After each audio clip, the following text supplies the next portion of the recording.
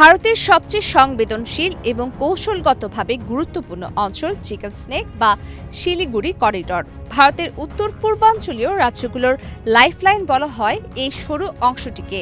আর ঠিক এই ভারত বাংলাদেশ সীমান্তে হঠাৎ হাজির হলেন ভারতের কেন্দ্রীয় স্বরাষ্ট্রমন্ত্রী অমিত শাহ। 18 জুলাই শনিবার শিলিগুড়ি করিডর সংলগ্ন ভারত বাংলাদেশ সীমান্ত এলাকা পরিদর্শন করেছেন তিনি। One parcel, more ways to send. Pathao parcel has expanded. Explore the new parcel. এই সরু অঞ্চলটির নিরাপত্তা ব্যবস্থা খতিয়ে দেখতে তিনি 3টি উচ্চ পর্যায়ের বৈঠকও করেন।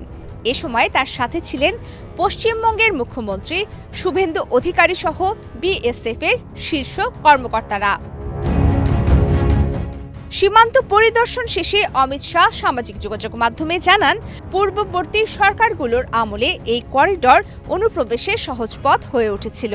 তবে বর্তমান মোদী সরকার সীমান্ত সুরক্ষাকে পুরোপুরি অবৈধ করতে ওয়াচ টাওয়ারের সংখ্যা বাড়ানোর পাশাপাশি সেখানে যোগ করেছে আধুনিক প্রযুক্তি।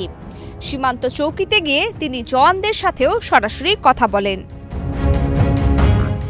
সীমান্তে অনুপ্রবেশ রুখতে এবার ভারতের নিজস্ব প্রযুক্তির উপর জোর দেওয়া হচ্ছে। সেখানে চালু করা হয়েছে রেডিও ভিত্তিক বিশেষ কাঁটাতারের ব্যবস্থা। এর ফলে সীমান্তে কাঁটাতারের বেষ্টনীতে কেউ হাত দিলে বা কাটার চেষ্টা করলেই সাথে সাথে বিএসএফ জওয়ানদের কাছে একটি স্বয়ংক্রিয় সতর্কবার্তা পৌঁছে যাবে। শুধু তাই নয়, দুর্গম সীমান্ত এলাকায় নজরদারির জন্য বসানো হয়েছে ইনফ্রারেড অ্যালার্ম সিস্টেম। এই প্রযুক্তিতে অদৃশ্য আলোর রশ্মি ব্যবহার করা হয়েছে, যা ভেদ করে কেউ পার হতে গেলে বেজে উঠবে অ্যালার্ট। অন্যদিকে সীমান্তের কাছাকাছি বসবাসকারী সাধারণ নাগরিক ও কৃষকদের যাতায়াত সহজ করতে ডিজিটাল গেট ম্যানেজমেন্ট সফটওয়্যারও চালু করা হয়েছে।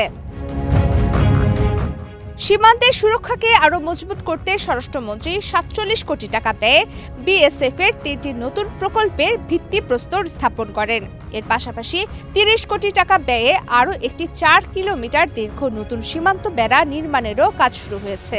অমিত শাহ স্পষ্ট জানিয়েছেন, দেশের সীমান্তকে পুরোপুরি নিশ্চিদ্র করতে কেন্দ্র সরকার একটি বিশেষ চতুর্মুখী নিরাপত্তা ব্যবস্থা গড়ে তুলেছে। সীমান্ত পরিদর্শনের পাশাপাশি রাজ্যে জন্মমিত্র নিবন্ধনের নতুন নিয়ম এবং নতুন ফৌজদারি আইন নিয়ে উত্তর কন্যায় গুরুত্বপূর্ণ বৈঠক করেন অমিত শাহ। প্রবীতি কিবরিয়া ইসলাম, বাংলাদেশ প্রতিদিন।